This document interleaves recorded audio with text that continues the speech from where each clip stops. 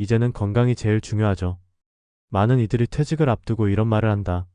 하지만 정작 퇴직 후의 삶은 그 말이 얼마나 절실한지를 체감하게 만드는 시간이다. 퇴직 후의 하루는 처음엔 낭만과 여유로 시작되지만 점점 몸의 신호가 커지면서 새로운 현실에 눈뜨게 된다. 특히 조직의 중심에서 수십 년을 달려온 이들에게 갑자기 멈춘 일상이 얼마나 큰 변화를 가져오는지 체감하는 시점은 다름 아닌 건강검진 결과지 앞이다.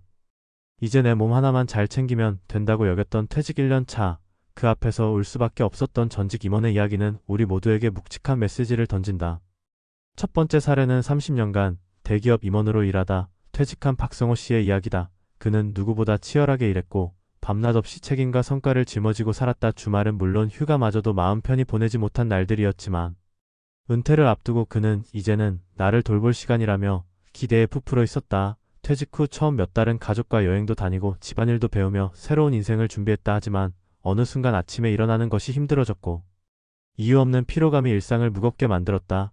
그는 대수롭지 않게 넘겼지만 아내의 권유로 받은 건강검진에서 청천벽력 같은 이야기를 들었다. 고혈압과 당뇨는 물론 심장 쪽에도 이상이 있었고 간 수치와 콜레스테롤도 위험 수위였다. 그제야 그는 눈물이 났다고 했다.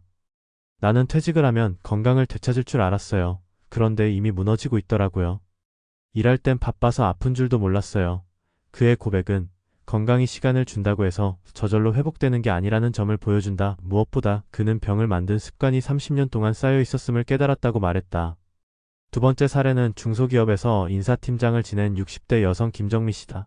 그녀는 회사를 그만둔 뒤 친구들과 함께 요가를 배우고 동네 복지관에서 노래 수업도 듣는 등 비교적 활동적인 일상을 보냈다. 그녀는 스스로 건강하다고 믿었고 가족들도 그녀가 밝고 활기차다며 응원했다. 하지만 어느 날 계단을 오르다 중심을 잃고 넘어졌고 이후로도 잦은 어지럼증과 두통이 찾아왔다. 단순한 노화라고 생각했던 문제는 검진 결과 뇌혈관의 협착과 혈류 저하 때문이었다. 겉으론 멀쩡했는데 속이 이렇게 안 좋을 줄 몰랐어요. 그녀는 퇴직 후 오히려 몸이 나빠졌다는 사실에 큰 충격을 받았다. 몸의 이상 신호를 그저 나이 탓이라며 무시해온 시간들이 후회되었다고 말한다.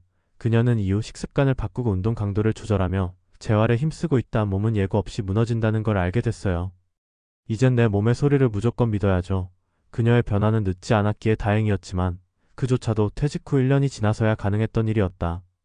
세 번째 사례는 퇴직 후 제주로 내려간 최병석 씨의 경우다. 서울에서 광고업계 임원으로 일했던 그는 스트레스 없이 사는 삶을 꿈꾸며 퇴직과 동시에 제주 한적한 마을로 이주했다. 자연 속에서 아침 산책을 하고 작은 텃밭을 가꾸며 살아가는 모습은 겉으로 보기엔 평화로웠다. 하지만 실상은 달랐다. 도심에서의 분주한 생활이 사라진 뒤 갑작스레 느껴지는 외로움과 낮은 활동량은 그의 몸을 천천히 망가뜨리고 있었다. 특히 식사 시간에 불규칙함과 혼밥이 많아지면서 체중이 늘고 혈압과 혈당 수치도 급격히 상승했다. 무엇보다 그는 잠을 깊이 자지 못했고 자주 악몽을 꿨다. 결국 병원을 찾았을 때 의사는 스트레스성 우울과 함께 위염과 지방간을 동반한 고도비만 상태라고 진단했다. 그토록 바라던 조용한 삶이 내 몸에는 독이었더라고요.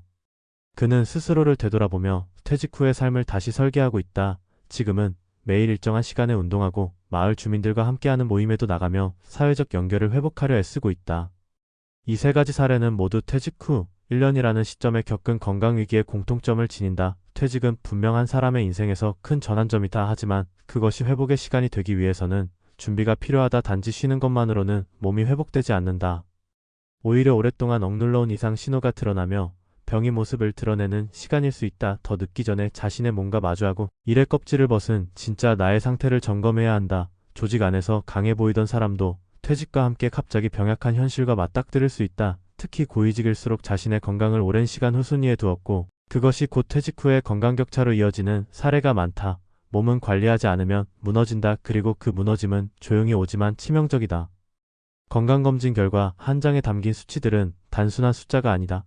그것은 삶의 방식에 대한 결과표이며 우리가 지금부터 어떻게 살아야 할지 방향을 제시하는 나침반이다. 울고 싶을 만큼 충격적인 진단이라면 그 울음이 끝나기 전에 방향을 바꿔야 한다. 아플 시간도 없다고 말하며 이랬던 사람일수록 이젠 건강할 시간을 만들어야 한다. 건강은 퇴직 후의 여유가 아니라 퇴직 전부터 준비해야 할 필수 과제다. 지금 내가 어떤 식으로 하루를 보내고 있는지, 내 몸은 그에 대해 어떤 신호를 보내고 있는지를 놓치지 말자. 병은 일단 찾아오면 되돌리기 어렵고 예방이 최선이라는 진실은 퇴직 이후 그 어떤 말보다 뼈아프게 실감되는 문장이다. 건강을 되찾기 위한 퇴직자의 시간은 단순한 회복이 아니라 완전한 재구성의 과정을 뜻한다. 업무에서 물러난다는 것이 곧장 몸의 회복으로 이어진다는 믿음은 현실과 거리가 멀다. 수십 년간 쌓인 피로와 잘못된 습관이 몸에 남긴 흔적은 단시간에 사라지지 않으며 오히려 숨겨져 있던 문제들이 퇴직 이후 수면 위로 떠오른다. 이래서 비롯된 만성 스트레스는 퇴직과 함께 사라질 것처럼 보이지만 실상은 그렇지 않다. 오히려 정체된 하루와 역할의 상실감이 또 다른 스트레스로 작용하며 건강에 예기치 못한 문제를 불러온다. 심리적 긴장이 느슨해지는 대신 정신적 공허가 커지고 이는 불규칙한 식사, 수면, 무기력한 생활로 이어져 전반적인 신체 리듬이 무너진다. 퇴직 후 나타나는 건강 악화의 진짜 원인은 바로 이 무너진 리듬에 있다. 전문가의 입장에서 볼 때 건강은 단일한 요소가 아니라 수면, 운동, 영양, 정신 안정, 사회적 관계라는 5가지 축으로 구성된 복합 구조다. 이 중 어느 하나라도 무너지면 전체가 흔들린다. 퇴직자는 이 구조를 새롭게 구축해야 하는 과제를 안고 있으며 이전과 같은 패턴을 무심코 유지한다면 건강은 자연히 나빠질 수밖에 없다. 따라서 퇴직자의 건강관리는 기존의 방식을 단순히 이어가는 것이 아니라 과감한 변화와 자기 점검을 통해 재조립하는 작업이 되어야 한다. 특히 흔히 간과되는 것이 역할의 붕괴다. 직장에서의 역할은 일상의 의미를 부여하고 하루의 흐름을 결정짓는다.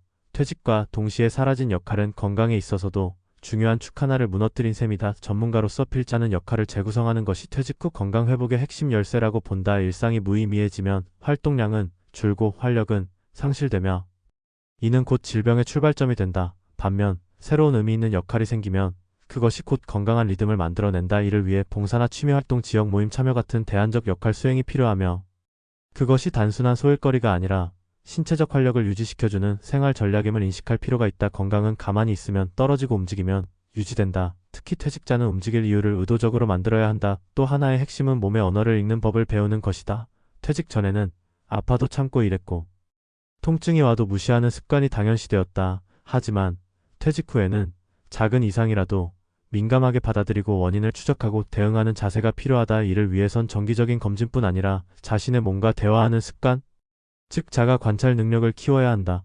예컨대 잠이 잘 오지 않는 날의 식단이나 스트레스 상황을 기록하고 어지럼증이 느껴지는 시간대나 활동 강도를 체크하며 내 몸의 패턴을 알아가는 것이 그것이다. 우리는 자신의 몸에 대해 의외로 무지하며 그 무지는 질병을 부른다. 건강관리의 시작은 몸을 안다는 인식에서 출발한다. 특히 고혈압, 당뇨, 고지혈증 같은 만성질환은 초기 자각 증상이 거의 없기 때문에 본인이 문제를 인식하기 전 이미 상당히 진행된 경우가 많다. 따라서 퇴직 직후 12년은 건강의 재점검과 생활습관 전환을 위한 골든타임으로 활용해야 하며 이 시기를 놓치면 이후에는 회복보다 병과의 공존을 선택할 수밖에 없게 된다. 전문가로서 강조하고 싶은 또 하나의 지점은 나이 듦의 방정식이다. 많은 이들이 나이 듦을 단순히 시간의 흐름으로 받아들이지만 실제로는 나이를 어떻게 사용하는가에 따라 건강의 질이 극명하게 달라진다. 같은 70세라도 누군가는 활기차고 누군가는 병원 신세를 진다. 이는 유전의 문제보다 생활 방식의 결과다.